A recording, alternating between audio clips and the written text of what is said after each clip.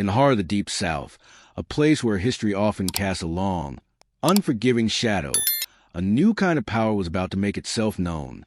It didn't announce its arrival with a motorcade or a grand speech.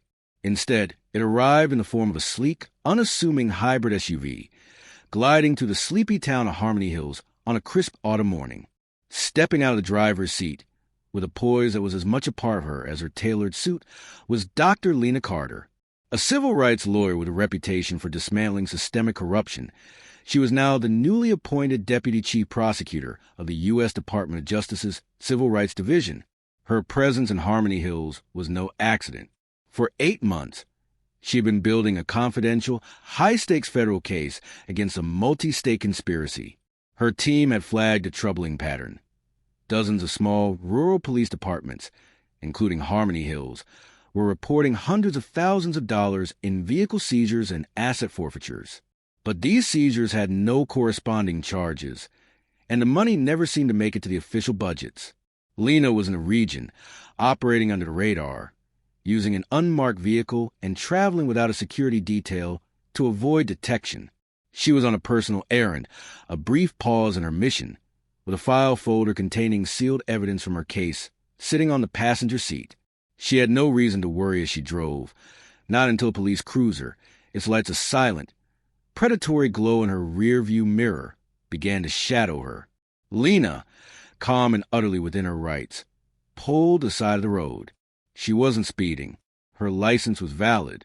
Her car was hers. Yet, within 90 seconds, her driver's side window was smashed by a baton. The glass exploded inward, a violent crack that shattered the morning's peace. 2 officers, their faces contorted with rage, were shouting at her, their aggression fueled by the sight of a black woman in an expensive car in a town that didn't expect to see one. "Hands where I can see them," one officer, Sergeant Ford, bellowed. The other, Officer Thompson, pounded on the shattered glass when she didn't comply fast enough. When she finally spoke, her voice was steady. "What is the reason for this stop?" That simple question, her refusal to be intimidated, seemed to enrage them further. What followed was a textbook case of excessive force, all of it captured on the phones of dozens of horrified bystanders. The officers dragged her onto the sidewalk. "Suspicious behavior," they claimed, though the only thing suspicious about her was her composure and her refusal to play the part they expected of her. What they didn't know, what they never thought to imagine, was that this was no ordinary woman. The woman they had just assaulted was Dr. Lena Carter, one of the highest-ranking federal officials in the country. The moment they ran her license plate, it was already too late. The system pinged with an alert, quiet but immediate, that was seen only by the Department of Justice's Internal Security desk in Washington, D.C. The car was registered to the DOJ, and her name was flagged with a Level 3 response protocol. The officer's bravado evaporated, replaced by a cold, stomach-churning fear. They hadn't just violated someone's rights. They had triggered a federal civil rights investigation, and they were the subjects. Within minutes, a matte black government SUV, sleek and intimidating, arrived on the scene. 3 federal agents stepped out, their jackets embroidered with the department seal. The agents moved with a professional calm that was far more intimidating than any show of force. One of them, a special agent named Marcus Cole, gave a single glance to Lena, a silent nod of recognition, and walked past the stunned officers. He presented a formal letter to Sergeant Ford, a document signed by the Deputy Director of Civil Rights Oversight, authorizing immediate review and jurisdictional intervention. Lena hadn't said a word since they cuffed her. She didn't need to. The system she had helped build was now moving in her defense. But this wasn't about vengeance. It was about exposure. This wasn't the first time an innocent person had been stopped in Harmony Hills. It was simply the first time the target had the power to activate a federal response with a single license plate scan. By the time she was uncuffed, her wrists were bruised, her blouse torn at the sleeve, but her face remained a picture of stoic resolve. She climbed into the back of the government SUV and closed the door softly, letting the silence make its own powerful statement. In the 72 hours that followed, the story exploded. The viral footage, along with her name, became a national sensation. Hashtag DOJ Prosecutor and hashtag Justice for Lena trended across every social platform. But behind the media frenzy, Lena was already working. She didn't want just accountability for 2 officers. She wanted to expose the entire systemic pattern of misconduct in Harmony Hills. Inside the DOJ's headquarters, her team began pulling up archive complaints from the town. Cases that had been mysteriously dropped, footage that had gone missing, and settlements that had been sealed with NDAs. What she found was a troubling pattern of dozens of pretext stops on minority drivers, fabricated incident reports, and a history of corrupted body camera data. This wasn't a few bad apples. It was a rotten orchard.